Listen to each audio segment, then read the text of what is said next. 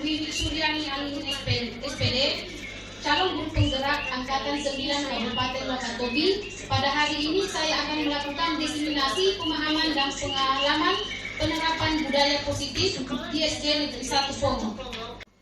Sebelum melakukan diseminasi, saya memberikan kesempatan ke teman-teman untuk melakukan asesmen awal dalam diseminasi ini. Silakan screenshot QR yang ada di layar untuk menjawab soal-soal asesmen awal diseminasi ini.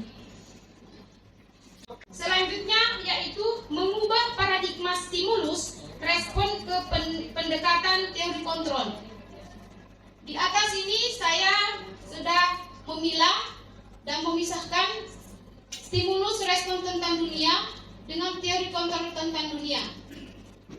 Stimulus respon tentang dunia yang perlu kita perhatikan yaitu realitas kebutuhan kita sama. Dalam arti semua manusia itu memiliki kebutuhan yang sama, yaitu kebutuhan yang sama itu bertahan hidup, mendapatkan kasih sayang, mendapatkan kesenangan dan kesehatan. Yang kedua, semua orang melihat hal yang sama. Ketiga, kita mencoba mengubah orang agar berpandangan sama dengan kita. Yang keempat, perilaku buruk dilihat sebagai suatu kesalahan. Kelima, orang lain bisa mengontrol saya. Ketujuh, saya bisa mengontrol orang lain. 8, pemaksaan ada pada saat tujuan gagal. Ke-8, model berpikir menang atau kalah. Sedangkan teori kontrol tentang dunia, 1, realitas kebutuhan kita berbeda. Kedua, setiap orang memiliki gambaran berbeda. Ketiga, kita berusaha memahami pandangan orang lain tentang dunia. Keempat, semua perilaku memiliki tujuan. Kelima, hanya Anda yang bisa mengontrol diri Anda. Ketujuh, Anda tidak bisa mengontrol orang lain. 8, kolaborasi dan konsensuensi menciptakan pilihan-pilihan baru. Yang terakhir yaitu model berpikir menang-menang. Sebelum kita masuk arti dari disiplin positif, apa itu disiplin? Yang selama ini kita dapatkan di kelas dan di sekolah dan di mana-mana. Disiplin itu apa? Disiplin itu adalah mematuhi satu peraturan yang berlaku di peraturan. Biasa ya, disiplin adalah suatu aturan. Terima kasih Pak Guru. Ya baik, di sini saya akan menjelaskan arti dari disiplin. Disiplin berasal dari kata disiplina, yang artinya belajar. Disiplin awal terbentuknya yaitu disiplin pada diri yang memiliki tanggung jawab terhadap apa yang dilakukannya berdasarkan nilai-nilai yang diyakini. Nilai-nilai yang diyakini ini termasuk dalam profil pelajar Pancasila yang 6 elemen tersebut. Sedangkan disiplin positif merupakan salah satu cara penerapan disiplin yang bertujuan untuk menumbuhkan kesadaran serta memberdayakan peserta didik tanpa imbalan, penghargaan, rewet, ancaman ataupun hukuman.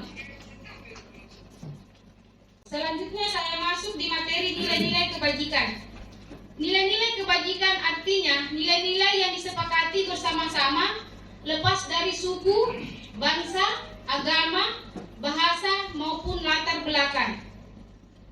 Contoh nilai kebaikan institusi organisasi ada 3 yang saya bagi. Pertama, sesuai dengan profil pelajar Pancasila yang di dalamnya terdapat elemen-elemen nilai-nilai.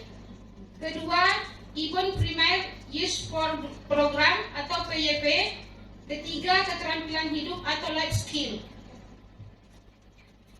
Di profil pelajar Pancasila telah saya jelaskan yang pertama tadi di pertemuan pertama tadi. Selanjutnya saya akan menjelaskan Ivo Primer Year Program atau PYP yang di dalamnya terdapat toleransi, rasa hormat, integritas, mandiri, menghargai, antusias, empati, kreativitas, kerjasama, percaya diri, dan komitmen.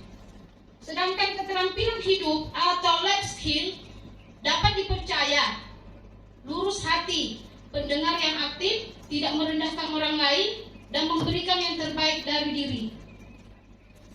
Ini salah satu satu nilai-nilai kebajikan yang harus kita terapkan di dalam sekolah maupun di luar kelas. Sehingga dengan adanya nilai-nilai kebajikan ini, maka kelas dan sekolah kita itu akan hidup rukun dan bertoleransi dan saling menghargai. Selanjutnya, saya masuk di materi 5 kebutuhan dasar manusia. Kita ketahui bersama, 5 kebutuhan dasar manusia itu: 1. Bertahan hidup, 2. Kasih sayang dan rasa diterima, 3. Penguasaan, 4. Kebebasan, 5. Kesenangan. Bertahan hidup, poin yang ada di dalam poin bertahan hidup ini yaitu makanan, pakaian, tempat tinggal, keamanan, dan kesehatan.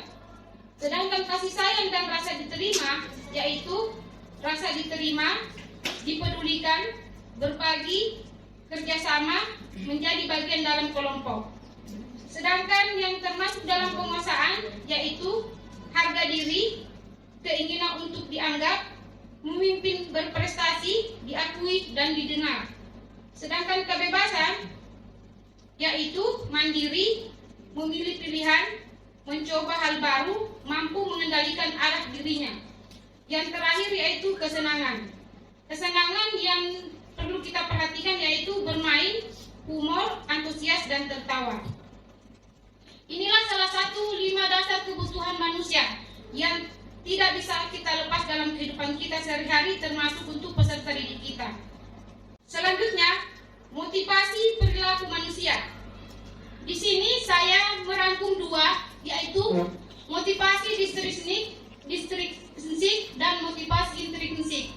Motivasi distrinsik yaitu salah satu contoh yang bisa saya tampilkan untuk menghindari ketidaknyamanan atau hukuman.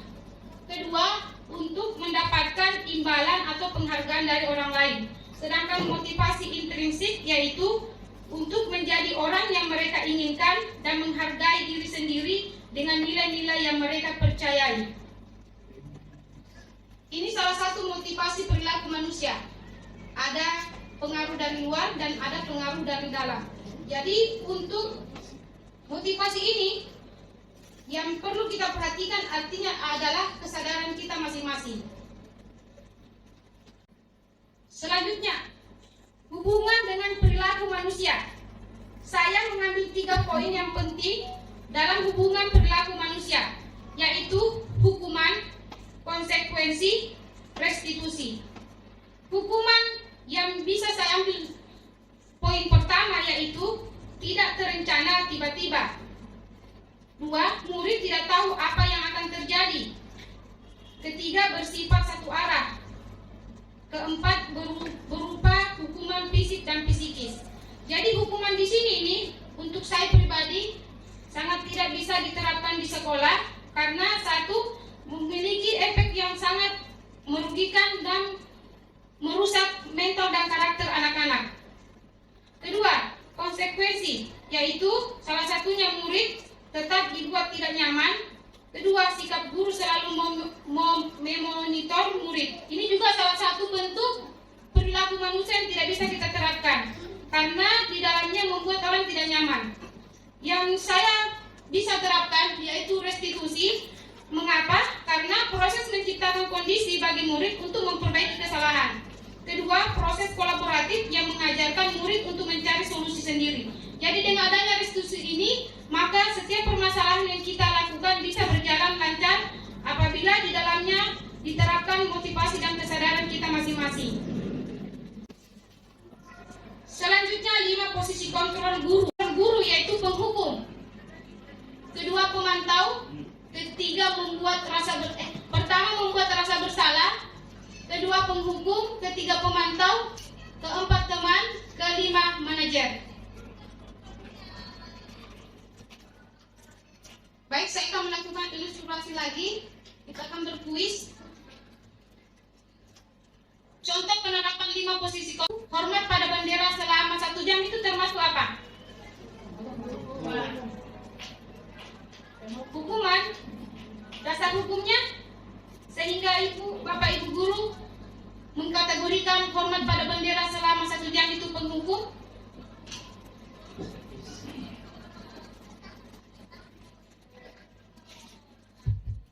Alasannya kalau menurut saya kenapa hormat bendera itu termasuk hukuman karena hormat bendera itu tidak termasuk dalam pembelajaran yang ada di sekolah, sehingga membuat siswa itu merasa kadang jengkel karena harus menghormat bendera selama 1 jam. Sekian dan terima kasih.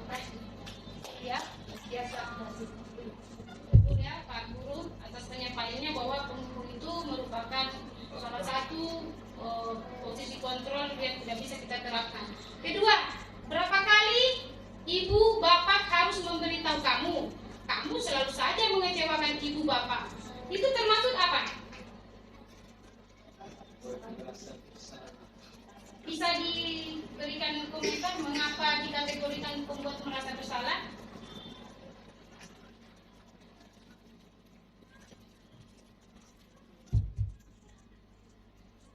Itu termasuk membuat rasa bersalah karena seakan-akan dia mengecewakan ibunya.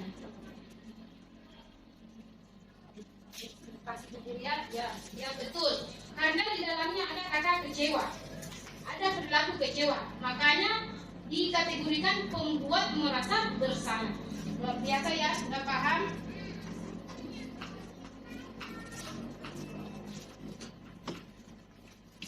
Posisi kontrol yang ketiga yaitu ayo dong ikuti aturan sekolah, tolong bantu ibu bapak ya sekali ini.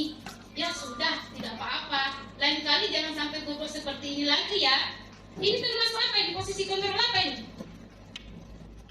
Hormat pada bendera selama 1 jam itu termasuk apa? Hukuman. Dasar hukumnya sehingga bapak ibu guru mengkategorikan hormat pada bendera selama 1 jam itu penghukum.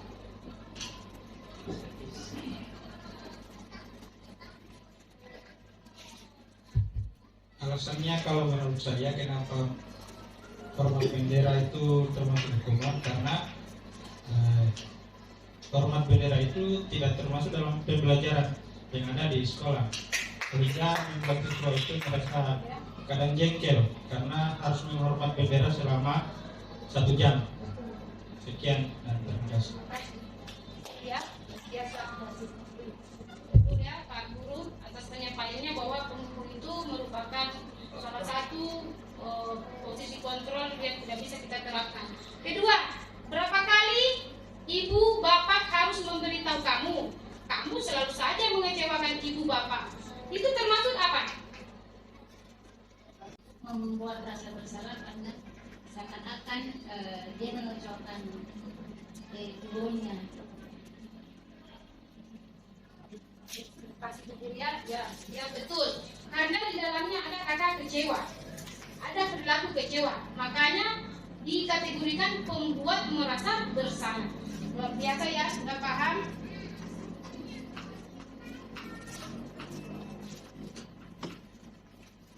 Posisi kontrol yang ketiga yaitu ayo dong ikuti aturan sekolah, tolong bantu ibu bapak ya sekali ini. Ya sudah, tidak apa-apa. Lain kali jangan sampai bodoh seperti ini lagi ya. Ini termasuk apa ini? Posisi kontrol apa ini? Teman. Ada yang bisa mengomentari mengapa dikategorikan teman?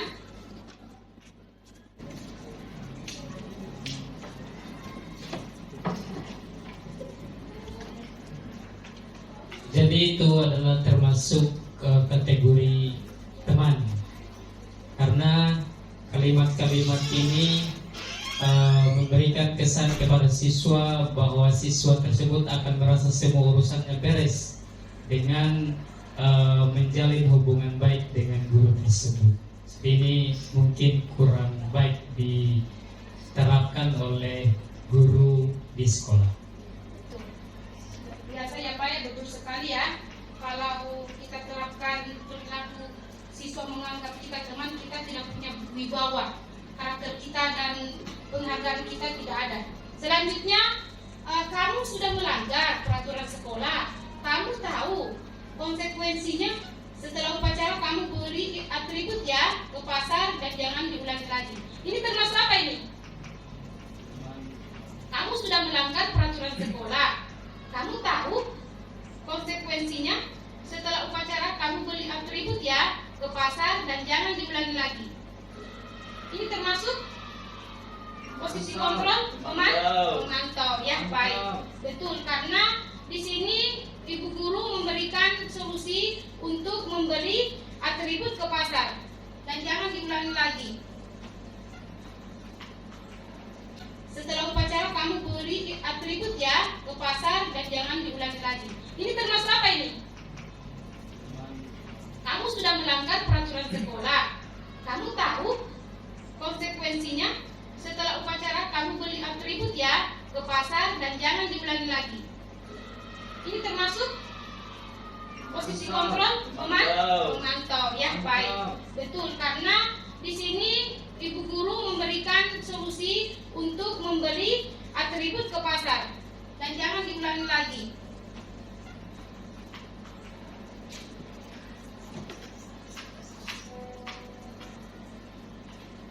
Posisi kontrol yang terakhir yaitu apa rencanamu untuk menyelesaikan masalah ini? Ini termasuk posisi kontrol manajer. Ya, betul sekali ya. Karena manajer itu kalimat yang ada di dalam itu menyelesaikan masalah. Jadi manajer itu artinya itu menyelesaikan segala sesuatu permasalahan yang dihadapi oleh siswa tersebut. Selanjutnya saya masuk ke materi keyakinan kelas. Saya ingin bertanya, mengapa keyakinan kelas? Mengapa bukan peraturan kelas? Kenapa keyakinan kelas? Mengapa bukan peraturan kelas? Ya, karena orang akan tergerak untuk melakukan sesuatu sesuai dengan keyakinannya. Ya, kalau peraturan itu kan misalnya di dalam kelas guru yang sendiri yang membuat peraturan tersebut, sehingga kadang siswa itu ya tidak peduli walaupun dia telah melanggar aturan itu, dia tidak peduli karena belum peraturan itu belum melalui kesepakatan bersama. Kalau keyakinan ini kan dibuat berdasarkan kesepakatan bersama siswa, baik guru maupun siswa. Beda dengan peraturan hanya dibuat oleh guru itu sendiri. Ya, terima kasih. Terima sekali ya guru atas penyampaiannya bahwa yang harus kita terapkan di kelas yaitu adalah keyakinan kelas. Keyakinan kelas. Di kelas saya sudah melakukan tahap-tahap ini, yaitu salah satu tahap yang saya lakukan yaitu bersifat abstrak. Kedua, berupa pernyataan universal umum dibuat dalam pernyataan positif. Keempat, sesuai dengan kondisi kelas dan sekolah sehingga mudah diterapkan. Kelima, singkat agar mudah diingat. Ketujuh, semua warga sekolah atau warga kelas diberikan saat membuat keyakinan kelas. Maksudnya di sini diberikan kesempatan untuk mengeluarkan pendapatnya. Ya, inilah salah satu pembentukan keyakinan kelas yang perlu kita terapkan di kelasnya kita masing-masing. Silahkan diperhatikan, semoga bisa terinspirasi dengan poin-poin yang telah saya sampaikan. Pembentukan keyakinan kelas ini salah satu yang saya sudah buat di kelas 6A, yaitu di dalamnya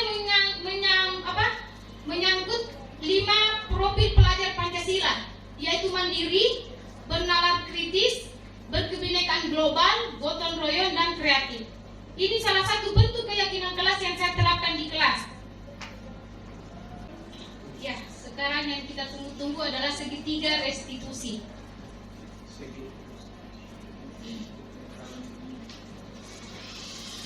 Segitiga restitusi di sini ada 3 poin yang harus kita perhatikan. Yang pertama, menstabilkan identitas. Menstabilkan identitas itu ada 2. Setiap orang pasti pernah melakukan kesalahan.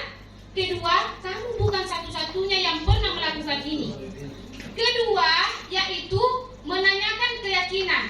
Yang perlu kita perhatikan dalam hal menanyakan keyakinan itu, 1, keyakinan kelas apa yang telah kita sepakati. Kedua, kamu ingin menjadi orang seperti apa. Yang ketiga, validasi tindakan yang salah. Ada 2 poin yang perlu kita perhatikan, yaitu 1, kamu tentunya punya alasan mengapa melakukan itu. Kedua, adakah cara yang lebih efektif untuk mendapatkan apa yang kamu butuhkan. Inilah salah satu dari pemahaman segitiga restitusi. Bisa dipahami? Jadi, untuk mengatasi permasalahan di kelas, silahkan Bapak Ibu guru melihat alur dari segitiga restitusi tersebut.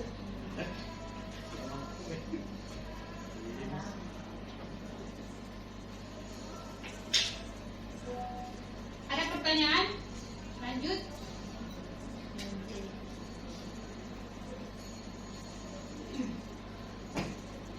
Baik, 5 posisi kontrol. Silakan Bapak Ibu menyimak video yang telah saya terapkan di kelas 6A. Salam bahagia Ibu dan Bapak Guru hebat. Dalam penerapan disiplin positif restitusi, salah satu program yang dikembangkan adalah 5 posisi kontrol. 5 posisi kontrol dalam restitusi adalah proses perjalanan seorang pendidik agar dapat mengambil dirinya. Pada video kali ini, kita akan membahas tentang 5 posisi kontrol yang dikembangkan oleh Dian Rosen dan contoh penerapannya.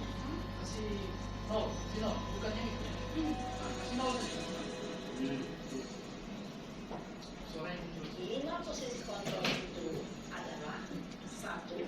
Posisi penghukum, 2. Posisi pembuat rasa bersalah, 3. Posisi teman, 4. Posisi pemantau atau monitor, dan 5. Posisi manajer. Untuk lebih memahami kelima posisi tersebut, mari kita saksikan kasus Naren yang terlambat hadir 20 menit di sekolah dan melihat bagaimana kelima posisi kontrol dalam menghadapi masalah tersebut. Sini aksi nyata yang saya lakukan di kelas ya.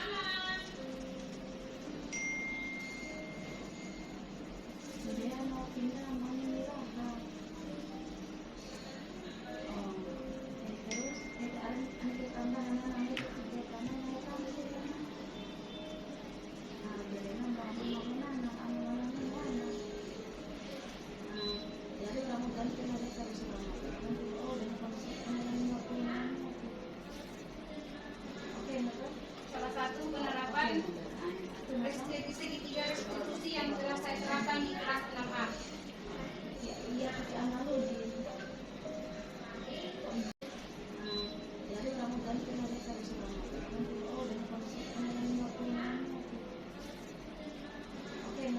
Salah satu penerapan segitiga restitusi yang telah saya terapkan di kelas 6A.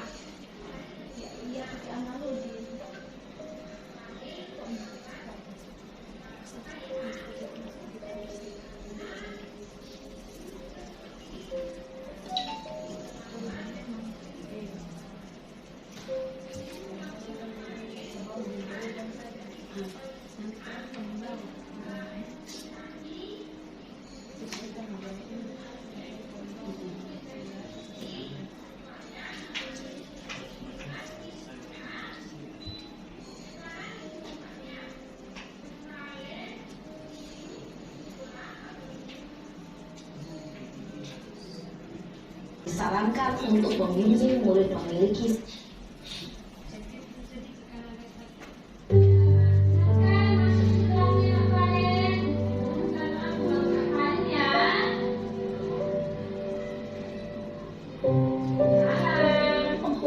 biasanya berbicara dengan nada tinggi, menghardik, menunjuk-nunjuk, menyakiti, dan menyindir.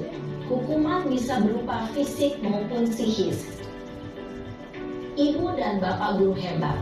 Dampak yang terjadi pada murid ketika guru berada pada posisi penghukum adalah murid cenderung akan memberontak, bahkan menyimpan dendam. Menyimpan emosi negatif tersebut di dalam dirinya.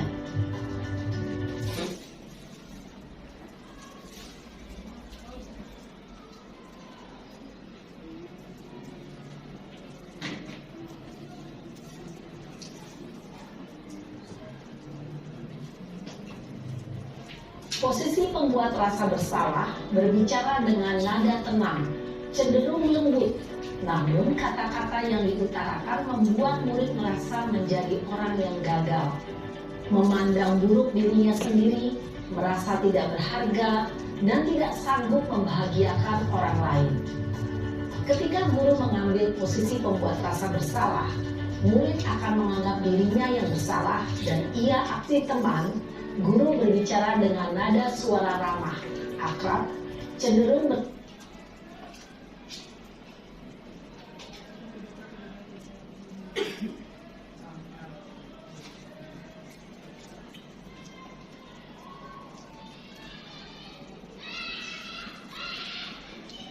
bersenda gurau untuk menjaga suasana tetap santai. Murid akan merasa senang, aman, dan akrab dengan guru. Identitas yang tercipta adalah identitas sukses atau berhasil. Namun, perlu diingat, karena ini masih dorongan eksternal, maka ada faktor ketergantungan dari murid kepada orang tertentu. Di sini, guru absennya, sehingga di lain waktu, murid bisa berperilaku baik, namun hanya kepada orang-orang tertentu saja. Penghitungan atau data untuk mengontrol murid. Guru mengarahkan murid berdasarkan peraturan dan konsekuensi. Seorang pemantau menunjukkan bahasa tubuh dan ekspresi wajah yang datar dan cenderung formal.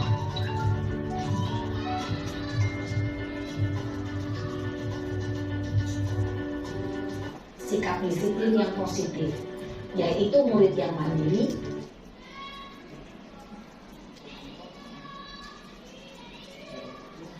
bertanggung jawab, dan dapat memecahkan masalah. Tujuan dari posisi ini adalah agar murid dapat berefleksi atas tindakannya. Guru akan dengan tulus memberikan pertanyaan-pertanyaan bermakna, sehingga membuat murid dapat belajar dari kesalahannya dan mencari sebuah solusi untuk menyelesaikannya. Ibu dan bapak guru hebat, setelah mengamati adegan kelima posisi kontrol tadi, kira-kira posisi mana yang paling ideal? Posisi mana yang dapat menunjang motivasi intrinsik murid? Ya, tentu posisi manajer. Posisi ini memang posisi ideal yang ingin dituju setiap pendidik. Pada posisi inilah, guru dapat menerapkan disiplin positif yang berpihak pada murid, yang memerdekakan murid. Perjalanan seorang pendidik tentunya tidak mudah untuk sampai pada posisi seorang manajer. Namun, tujuan kita pasti, yaitu menciptakan murid-murid yang mandiri, merdeka, dan bertanggung jawab. Semoga penggambaran 5 posisi kontrol yang telah diperlihatkan ini dapat menjadi ajang refleksi bagi kita semua, agar dapat terus mengasah dan menerapkan disiplin positif yang memerdekakan murid. Mari terus berlatih dan bersemangat. Selamat menerapkan. Salam dan bahagia, Ibu dan Bapak Guru hebat.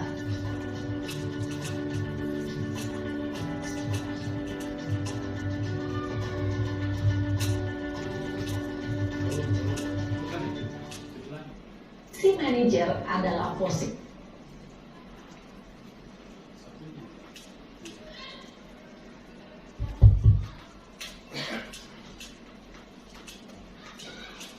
kontrol yang disarankan untuk membimbing murid memilih.